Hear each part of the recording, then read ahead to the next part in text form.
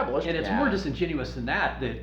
Talking about the historical reliability of the New Testament. So let's go talk to a historian. Could there have been a guy named Pilate who was the procurator in Palestine at the time? Yeah, we're pretty sure there was. Okay, having established that the Bible is historically reliable. Having established the reliability of the Bible. Right. Because the Romans crucified people. Right. We know this. Did the Romans make a practice of crucifying criminals? A lot. Yes, they did. It was their hobby. It was their hobby. Having established that this is reliable, the claims that the Bible therefore makes about the divinity of Jesus can be accepted. Yeah, so some mundane thing that you can establish makes it, did the Jews all go to Jerusalem at Passover time? Yes, they did. Okay, well. Yeah, when I address this in another book of mine, Not the Impossible Faith, I have this section where whenever I deal with Acts, the book of Acts, or Luke Acts, because Luke has the preface that supposedly makes it look like it's history. It's funny because it imitates history prefaces, except excludes all this actual specific information that would be in a historical preface. Right. Where, like normally a historian would say who his sources were and why we're supposed to trust them. Right. And the good historians would do that. He actually disparages his sources. Luke says, others have set out to correct, do this, yeah. but I'm going to do it orderly. I'm going to do it right. More orderly account. But mine's the best. There's this book by, he's now deceased, but Hemmer. You'll often see Christians cite Hemmer. Oh, Hemmer proved that Acts was written by a companion of Paul in the early 60s. And so I went and got all the academic reviews and journals of Hemmer's book and quote them all. And because they're all like, no. and it was like one of the arguments in there was, and I quoted in there, is that this reviewer, so the argument is like, there are some historical details in Acts that are surprisingly accurate, therefore the rest must be. And the reviewer's like, well, this reviewer has read plenty of detective fiction, and in which all police procedures and other facts of the world are completely accurate, and yet not at all true. Gone with the wind, right? There was a civil war, there wasn't a Clark Gable. Civil war, right. yeah. Right. Red button. Yeah. No. The themes that we get from apologists. I participate in kind of an online community, and I encounter this. Rex is in the community, but he doesn't really have much of an online presence. I'll let you speak. I'll be teller. You're pen, I'm teller. So, right, exactly. So, the Mattian priority is a big one. The eyewitness accounts, at least two. These are big arguments that we get. And the authenticity of all of Paul's letters. The reliability, right? The reliability of Luke Acts, right? That Paul wrote all 13. I haven't found anybody to claim. I don't think anybody has thought Paul wrote Hebrews since the 4th century, but and even then, not so much. Even then, not so much. Yeah. Origen said, "God knows. God knows who wrote Right, Hebrews." yeah. Meaning God only knows. Yeah. And you don't need to know, because when you die and go to heaven, then he'll tell you. Right. Yeah. Right. I had an apologist, a moderator. What if they get to heaven and they're all just waiting for God? Right. He's absent there too. What the hell? No, they get up and they find out, wait a minute. When they killed him on the cross, he actually died and stayed dead, and it's all empty. It's tumbleweeds. Oh no! He died for our sins, but he's gone now. He's gone now. I actually had an apologist in one of these online forums buy me a copy of Richard Bauckham's book. Mm-hmm. Another book full of possibility fallacies. Right. Jesus and the Eyewitnesses. Yeah. Is that it? And a big old thick book, and it's very dry, and it relies almost exclusively on Papias. And anyway, there are a lot of problems. Only the parts of Papias they like. They'll throw out the crazy parts. You notice nobody preserved them except to quote him. Right. Yeah. So, that's another one where the academic reviews and the journals just roasted the crap out of it. So I'm talking to him about it. We met at a face-to-face meetup to drink bourbon and smoke cigars, and so we're talking. We're friends. And I'm talking to him about the book, and he's like, I gotta be honest, I haven't read it. And I'm like, seriously? Yep. Christians will send you books they have not read themselves. Yeah. Come on. And it's so bad. It's so bad. Yeah. What Rick said is absolutely true. And you see when Ken Ham debates people, he did this in a debate with Bill Nye. There are smart people who are engineers and scientists who are also Christians, so it's okay for you to be too. You've got smart people, we got smart people too. Right, right. We have scientists too, and it's okay for you to keep believing that. All that it's trying to do is make it okay. Yeah, you don't have to think too much about this. The smart people have figured it out. Allow some degree of intellectual satisfaction to Christians as a way of dialing down the volume on their skepticism. Mm-hmm. And I'm telling you, we know for a fact when we go to these churches, just below the surface, there is significant levels of doubt. We've had people follow us out after. This is class. interesting. Like if you tell Christians after they have a few minutes to get to know you and you like them and that you're an atheist, you become the confessor, right? Because they don't have anybody in that community that they can ever say their doubts to. And I'm not just meaning the rebellious teenagers. I mean, we've got the little old ladies that will corner us at an Assembly of God church, very fundamentalist, and say, doesn't get more fundamental. Yeah, I heard maybe Paul didn't write all those letters. They'll have their doubts that they want to confess to. For the people on the video, that was the little old lady that walks up and whispers to us. I heard maybe Paul didn't actually write all the letters. Right, like this is the scandalous bit she's had stuffed in her purse for years, and I'm like, yeah, we know that. She's not allowed to talk to anybody in the church about that, right? So we had a retired engineer follow us out of class one day. Really, really nice guy. We've been back to that. That was the Methodist church downtown. And he walked out in the hall and he looked both ways and he said, I'd never use the word atheist. He whispered, I'd never use the word atheist, but you guys make some great points. But that was another one of those Sunday schools where none of them would sign up for the afterlife. Which blows the mind of the fundamentalists, because for the fundamentalists, that's the reason you're there. That's the big ticket item. I know my salvation, and that's all they want to talk about. And if you go to one of these liberal churches where they don't believe in or care about the afterlife, it blows the mind of the fundamentalists. Why are you here? Actually, I wonder the same thing. Right? Community, or some of them will just say it's just habit. I've always done this, and I'm going to keep doing this. I got a question. We're going to change subject. All right. Not a trick question. We were talking about this earlier, and I'm curious what your answer is. If you had to give a numeric probability between 0 and 99. Sure. There are probabilities above 99. Go on. Oh, well, right. the likelihood that, but not for this question. Okay. The likelihood 0 and 100. that that there was a historical Jesus of some kind, and you had to put a number on that. Would you say it's 0, or would you say it's... No. My book on the historicity of Jesus, I actually I test my margins of error in terms of controlling for my biases and everything, and the upper margin is 1 in 3. 1 in 3. 1 in 3 chance that there was a historical Jesus. So around 33. Mm-hmm. Yeah, roughly around there. And which is also the year Jesus was... Well, my lower bound is 1 in 12, crucified. roughly 1 in 12,000. So even that's not 0. Wow. But that's still not like that low a probability. If you had a 1 in 12,000 chance that your car would explode when you got into it, you would not get into your car, right? I wouldn't get so it's not really that low a probability. It sounds low, but it's not. It's not like 1 in a billion or 1 in a trillion. Yeah. Like you start talking about the existence. We're nowhere close to a 6 sigma. Right. Yeah. Right. So you're talking about the Christian God exists. Now you're in the billions or trillions again. Right. So. So that's good. I'm contemplating a follow-up question. Okay. Well, back to what you're talking about earlier. How the Christians, like you're the confessors, right? Is that the churches will have these control doctrines to prevent, basically encourage people not to talk about these things or not contemplate them, not talk to atheists. Right. These are the subjects that we all agree on, and that's it. Well, there's Randall Rouser wrote a book.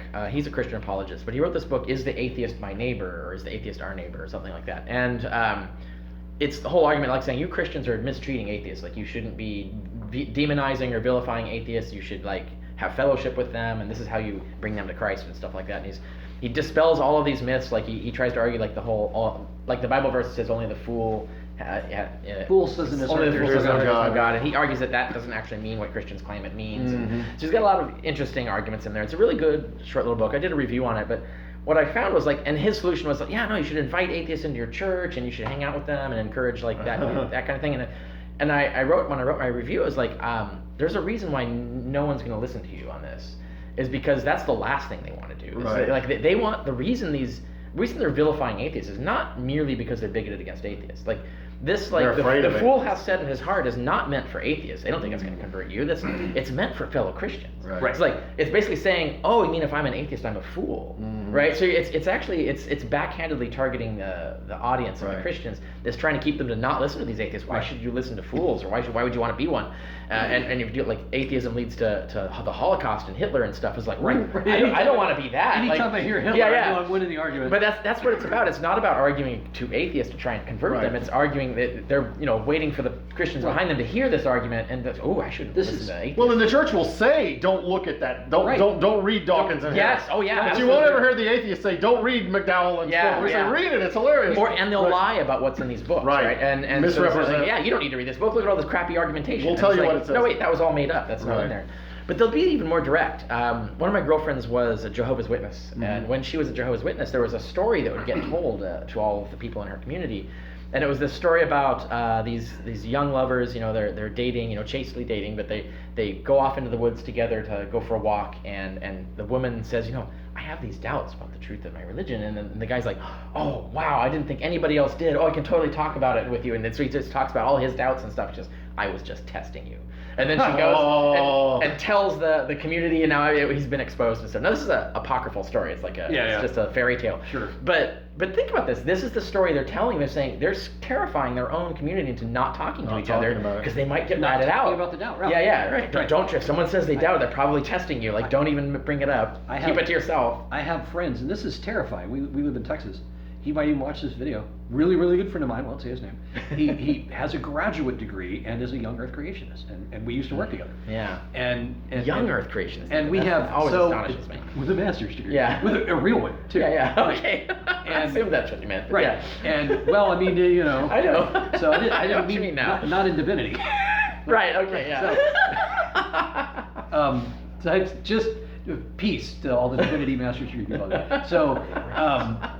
He has told me before, he said, you are a real challenge to me because I see in you an ethical, well-behaving person who is the opposite of what I was taught to expect from an atheist. Yeah. And he has asked me for books to read, and I gave him a copy of Misquoting Jesus, and I gave him a copy of, I gave him my copy of The God Delusion. Probably not a good choice to give him that one. I never got the copy of Misquoting back, by the way, and you know who you are. He has told me that anytime he and I have a conversation about religious matters, he can't talk to his family about it because they don't like that he's actually interacting with an atheist. Yeah. They do not approve of him interacting with an atheist. Well, so this is the because they believe in spiritual warfare. They believe that I am weakening his defenses and making him more susceptible to the demons and to Satan to penetrate his brain. That's another control doctrine. They actually believe that. Like there are Christians that believe that. Yeah. So this is why when they talk about evangelism, when they talk about sharing the gospel with your friends and neighbors, what they really mean is talk to the lazy Christians and get them to join our church. They don't mean actually convince someone to be a Christian. If someone's actually says, no, I'm an atheist, I've rejected these ideas, they're going to leave you alone. I never get evangelized. I invite those conversations and I don't get them. I think especially like Jehovah's Witnesses and even oftentimes the Mormons, like if they come knocking on your door and say, well, I'll read your literature if you read mine, and you're like, and they say, nope, sorry, and then they're out of there. You know? That's not a deal. So this goes so much for the golden rule. I make this argument a lot in public forums. Apologetics doesn't really exist to persuade people like us. Apologetics exists. This was your point. It's to targeting. Keep the Christians from asking deeper questions or giving voice to those doubts. Because if they all knew that they all doubted, that would feed on itself. That's right. So here's they cannot talk about it. And this is the purpose of apologetics, is to head that off at the pass. So here's my fantasy around joint evangelism is that the fundamentalist Christians that are in the pews every week are probably not the ones we're going to deconvert. And the atheists that are part of local atheist free thought organizations are probably not the ones they're going to convert. We're both going after the lazy middle, right? And so we could have a joint conference on evangelism. We'll get the big evangelical churches and the local free thought groups and get us all together for a conference. That would be amazing. How to reach the lazy middle. We have the same target demographic. We can share our techniques. Right? We're not going after you. You're not going after us. So let's talk to the... I mean, it would be an interesting exercise. I don't think they would. I wouldn't do it. No, they wouldn't do it. They wouldn't want to teach you their trade secrets. So the same churches that would ask. It's actually rock music and Starbucks. And they seriously. There are books written by Christian anthropologists who use the science of anthropology to advise on how to evangelize, especially to the unchurched. Especially foreign cultures. But they actually have these like sophisticated evangelism textbooks that are using science to actually figure out like what's the best way to persuade and convert people. It reminds me of this one woman I knew she's a brain scientist. She used to work for corporations, and it's like, what do you like for marketing agencies? Like marketing and brain scientists? Yeah, they have tons of us. we're using brain science to figure out how to trick people into buying products. And it's like, and she said it was so unethical, I had to leave. Wow. And but the Christians are doing the exact same thing. They see this like as marketing. They're looking at marketing, the actual profession of marketing, the actual science of marketing. They're using it and they're writing textbooks about it. And you know what? For them, and I'll say it again, for them, this is bigger than a life and death question for them. This subject is transcendent to even beyond that. That they are the ones who are serious, and this is the challenge that I think Rex and I would make. And liberal Christianity poses kind of a challenge for us on the different side, challenge. a different challenge. Yeah. I would challenge Christians, if you really think that you're right, I want you to persuade me. I want you to take the very best arguments that you have and try to persuade me, but I'm never. That's why you get so many free books. They're taking your challenge and they're sending you books they haven't even read. Right, I get a lot. My best challenge is to send you the books by the smart I get a lot of free books and books that they've never read themselves. So here's the challenge. You don't even have a fireplace. Right. Right. I have a gas log fireplace. I'm not going to burn them. I don't think it could contribute to global warming. So here's the challenge of progressive or liberal Christianity, and the problem that poses for Rex and Owen in sort of evangelizing in favor of atheism is, do we really go after those guys, or do we try to chip away at the conservative side and move those people to the middle, to the liberal middle? Yeah. I think that as a starting premise, the world would be a better place with less fundamentalism in it. And so if we could make everybody take a step to the left, that's fundamentalists good. become liberal Christians become atheists. Right. Which is a pattern that happens a lot. And it is. Yeah. The problem is, I think, and I'm going to use Rex's term here, it's kind of the mafia wife problem. If you stand there in the middle to be counted with, I actually got that from Bill Maher, but yes. With the Christians, okay, from Bill Maher. If you stand there to be counted with the Christians, then are you enabling? Are you facilitating? You're giving cover to the. You're giving cover to a lot of the more fundamentalist things that happen under the banner of Christianity, and those fundamentalist things that are happening really are bad. They're harmful. They're the young earth, they're the anti-science, they're the it's not like liberal Christianity is this binary thing where you either believe all the myth and magic or you believe none of it. I think there are people like Jack Spaulding that believe none of it, and then there are a lot of people that are sort of like, well, I know I'm going to go to heaven when I die, but I don't need to believe in a virgin birth or Adam and Eve or talking snakes. No, it's absolutely true. So it's a spectrum, but it's a problem. Do we think of those liberal Christians as our allies against the fundamentalists, or do we think of them as the lowest hanging fruit to talk out of religion? You shake a tree and the loosest apples fall. This is true. The question is where we go. I need there to still be liberal Christians, because I also want that's a landing pad for the conservatives. Yeah, I also want to work on the conservatives, and I need a warm place for those folks to land. Very few people are going to make it out of conservative Christianity directly into atheism the way I did. And mostly I find that path extraordinary. Mostly I just wish the free thought community was having this discussion more. Like we spend so much effort on ending prayer in town hall meetings and getting the 10 Commandments out of the courthouse and stuff. All that's just symptoms of the problem. Yeah. The real that's problem important stuff. Like, fine. I don't disagree with that. But we haven't really done any proper scientific research on actual deconversion. Outcome measures of what processes work, what actually gets people out. I would process is plural, actually effective. And it's worse than that. Not only have we not done it, now we haven't had that conversation, we haven't done that research, we haven't done trial and error, but we've got a large percentage of the atheist community that is against that. It's not just that I don't want to do it, I don't want you to do it. I think it's bad form. You're just preaching like they're preaching, this sort of problem. I think we've got to get over that hump where we actually see this. It doesn't even have to be the main mission. I would settle to be on the agenda. Let's just get actual deconversions of Christians in North America on the agenda of the North American atheist organizations. That would be a useful start. That's our pet subject. That's the thing that